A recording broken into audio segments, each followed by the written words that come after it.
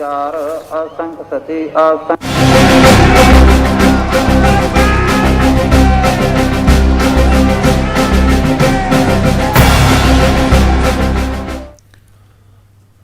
तो ज़राए क़वानीन के खिलाफ मुल्क मुख्तलिफ रियासतों के हजारों किसान पूरे अज़्म के साथ मुजाहरा जारी रखे हुए हैं, लगातार एहतजाज कर रहे हैं। पंजाब, हरियाणा और उत्तर प्रदेश की कई किसान तंजीमें लगातार एहतजाज कर रही हैं। इस बीच वजीर आजम नरेंद्र मोदी ने आज वाराणसी में अपने खिताब में कहा कि नए ज़राई क़वानीन से किसानों को नए मुतबादिल मिले हैं।